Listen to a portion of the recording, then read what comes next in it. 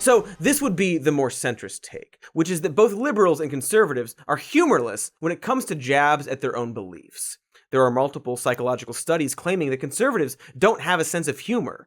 And truth be told, I didn't look into those studies because I just don't think that that's true. Call it faith, I guess, but I think everyone has a sense of humor. Even ghosts and spiders. The more nuanced phrasing of this comes from the Washington Post, referring to Sigmund Freud's wit and its relation to the unconscious, which pointed out that a joke is only as good as a third party's willingness to accept a joke. And I don't know, that guy f***ed cigars or whatever, but what he's saying is that even the funniest joke falls flat with the wrong audience. But the truth is, that equation is backward. And what I mean is that it should be that even the funniest joke falls flat when it's told by someone who has bad intentions. And they've canceled people that are more powerful than me. They canceled J.K. Rowling. My God, J.K. Rowling wrote all the Harry Potter books by herself. She sold so many books, the Bible worries about her. And they canceled her because she said in an interview, and this is not exactly what she said, but effectually, she said, gender was a fact. I'm Team TERF. I agree. Man. Gender is a fact. First of all, he's conflating gender with sex. Gender is a social construct. We made it up, like money or around Earth. But even if he said sex is a fact, at around 5 weeks, a fetus forms a cluster of cells that can either turn into weird smooth testicles or weird smooth ovaries. And it's a gene called SRY that activates the former of the two. But that gene isn't a binary on and off function, but rather a sliding scale that can and will sometimes cause a person to be born with neither female or male genitalia. Doctors will often choose a gender to go with, but we later learned that this choice could result in the child growing up with a different gender identity than what was given to them at birth. Meanwhile, other genes like DMRT1 and FOXL2 will maintain gender characteristics later in life but can stop functioning.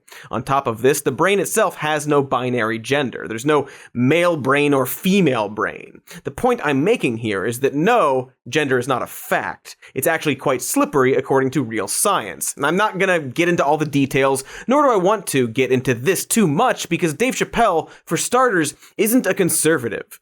But he is an objectively successful and subjectively extremely hilarious comedian with very incorrect opinions on transgender people. He claims in this special that he has no problem with the trans community, and I'm sure he believes that, even though he won't shut the f*** up about them. I bring all of this up because his Netflix special is currently the subject of both protests and counter-protests. The counter-protesters' view very much being, you just can't take a joke. There's a narrative here that Dave Chapelle makes fun of everyone, so why is it that only trans people get offended? Are they just humorless? See, the problem is that framing this about humor actually deflects from the problem. And to put it into perspective, imagine if a comedian was going around making jokes about how being gay is a choice. It wouldn't matter if the jokes they were making were funny because the premise they are selling would be fundamentally harmful and wrong.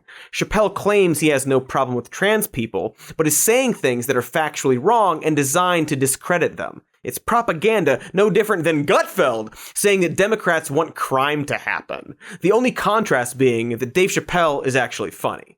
So it's not that trans people can't take a joke, and in fact, there are tons of examples of trans comedians in stuff like roast battles clearly taking jokes. It's that these specific jokes are framed as hard truths that are actually based on weird lies used to justify marginalizing an already marginalized and vulnerable group of people. Lies that have been repeated as jokes over and over again by conservatives. To quote this Parker Malloy article, I'm not asking comedians to stop telling trans jokes. I'm asking them to stop telling the same trans jokes over and over. And here's a clip of exactly that. A lot of people mad at Dave Chapelle right now. It's interesting. Look, and here's my thing. He's been doing comedy for a long time. I feel like you should be able to write a trans joke without offending people. I was high the other day. I wrote this one. Check this out. I'm honestly kind of jealous of trans men, right? Because they're completely men, and them niggas get to have cute feet. I don't think that's fair. See, the appeal of someone like Chapelle is that he tells it like it is. That's a whole genre of comedy where the points being made can almost intersect with philosophical truths or political truths, and there are cathartic moments where the comic doesn't even really make a joke so much as say something profound. See Carlin, George.